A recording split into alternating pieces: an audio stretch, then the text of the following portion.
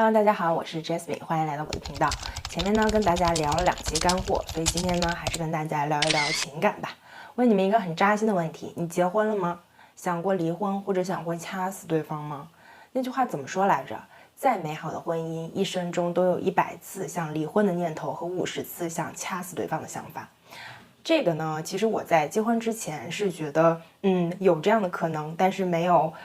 具体的感受到。那结婚之后呢，我真的是深刻的感受到了这句话的真理所在。其实我会觉得一场婚姻它最美好的时候就是结婚的那一刹，就是一场婚姻的所有幸福在结婚的那一刹已经达到了顶峰。你会发现在很多婚礼上哭得最凶的就2种人，一种是你的亲戚朋友，然后或者是你爸妈，他们会觉得我们家谁谁谁总算是嫁出去了，或者是我们家谁谁谁总算是娶到老婆了，太感动了，太不容易了。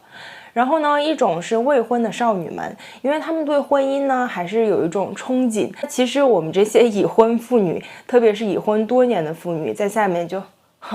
marriage。我们心里的想法就是，等你生完孩子之后，你就知道今天的你有多瞎。钱钟书说，婚姻就像围城，城里的人想出去，城外的人想进来。但是在我这个岁数看呢，我看到的更多的是城里的人，他们一旦出去了，就再也不想进来了。我知道国内呢有很多30刚出头的朋友，他们就离婚了。那包括做这个视频的原因之一，也是因为我的一位朋友，他跟我说他最近离婚了，因为老公的出轨，因为婆家的不认可和不好对付等等鸡零狗碎。其实呢，无论国内还是国外，婚姻嘛，总是有各种琐碎的麻烦的事情的。因为婚前呢，你总是会有恋爱的滤镜，总是能看到对方的优点，而婚后呢，所有的缺点不如意都暴露出来了。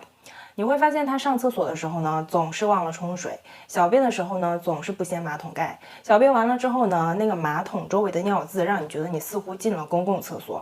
睡觉的时候呢，必然要打呼噜；进了被窝肯定放屁；就连陪你在沙发上看个电影，也要边吃零食边抠脚。我上面说的这些呢，还都是小事，还有大事呢，包括对方的家庭对自己是不是接纳，买房的时候谁出的钱比较多。要不要生孩子，生几个孩子，什么时候生，以及家里的很多重大决定是由谁来做。那我上面说的这些呢，还只是生孩子之前的一些状况。那有孩子之后呢，才是真正的考验才刚刚开始。我身边有不止一个朋友跟我说过，在生孩子之前呢，她的老公都是好老公，但是生完孩子之后呢，仿佛一切都变了。这也就是为什么有一个说法说，孩子0到3岁的时候是离婚最密集的时候。我来跟大家解释一下为什么啊？我自己和周围朋友的感受就是，我们生孩子之前呢，老公都是 OK 的，可是生完孩子之后呢，情况就发生了巨大的变化。生孩子之前呢，假设家务的量只有20，我觉得2个人的时候真的没有太多的家务，洗衣服有洗衣机，洗碗有洗碗机，打扫卫生如果不愿意的话，可以买扫地机器人。但是当你有了孩子之后呢，你就会发现光是家务这个维度就会变得非常不一样。以前可能20份的家务，到现在就会变成120份。因为一个孩子呢，他是需要你24小时的 attention 的，你需要专门有一个人007的照顾他，喂奶、换尿不湿、哄睡。那这个时候呢，这件非常繁重的工作呢，对于很多爸爸来说呢，就会产生恐惧，他们就会非常自然的想要去退缩。我身边不止一个例子啊，就是有孩子之前，这个爸爸其实是一个对于工作没有那么上心的人，然后他一定是朝9晚5，到了下午5点，1分钟都不愿意多待就要回家的。然后有孩子之后呢，他会加班加到7点8点，然后再回家。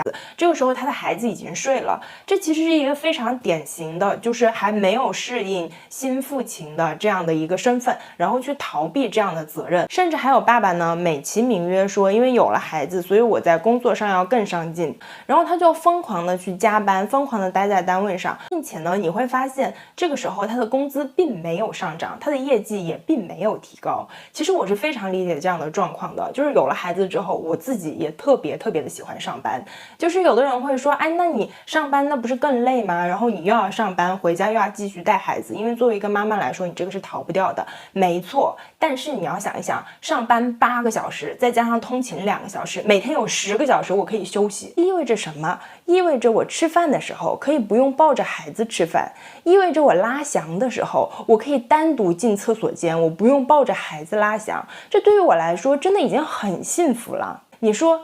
工作的时候会有工作的压力，但是工作的压力跟带孩子的累比起来，真的是9牛治1毛。然后因为很多爸爸这种比较逃避的现象呢，很多妈妈就会觉得你这个人怎么这么逃避带孩子，你这个人没有责任心。其实我自己呢，对于他们的这种行为还是蛮理解的，而且我身边大多数的爸爸呀，他们在这个有孩子的几个月以后，或者是1年以后，那最晚熟的可能在2、3年以后，也适应了自己的这个角色，然后慢慢的参与到了带娃的这个过程当中。那我这里呢就不得不说到，在海外华人女生呢和国内的女生，她们对于婚姻当中对另一半的要求呢，还是有一点点不一样的。在国内呢，很多女生会觉得钱是第一重要的。我曾经问过一个朋友，我问他说你找对象的标准是什么？他就说3句话：家里有钱的，并且自己有能力赚钱的，并且愿意为我花钱的。然后我当时就觉得你就说了一个字，就是钱。还有一点呢，在国内很多女生呢会怕自己的老公出轨，所以对于他们来说忠诚也是非常重要的。我曾经看过老梁还是高晓松的一个节目，说有一段时间呢是归国潮，然后在美国的10对华人夫妇呢都回国了。过了一段时间，应该是不到1年的时间，有9对男方都出轨了，然后最后1对呢，老婆见这个形势不行，快要 hold 不住了，赶紧带着全家又回到了美国。那我觉得这个虽然是一个传说或者是一个笑话啊，但是真的是可以理解，在国内真的是诱惑比较多，然后在国外呢相对来说诱惑比较少。那我前面的有一期视频也讲了，我们在海外华人呢，就是找对象都是一件非常难的事情，不要说出轨了，真的没有那么，只要你不是太有钱或者太爱勾搭。那我们海外华人女生呢，对另一半的期望呢，其实还会更加注重以下的3点。第一点呢，就是对于家务是不是有这样的责任感，或者有这样的主动性去承担。这其中呢，就包括是不是能负起责任去带孩子。在我们的传统观念当中呢，叫一个男性去带孩子，往往是比较困难的一件事情。然后我们也会有很多关于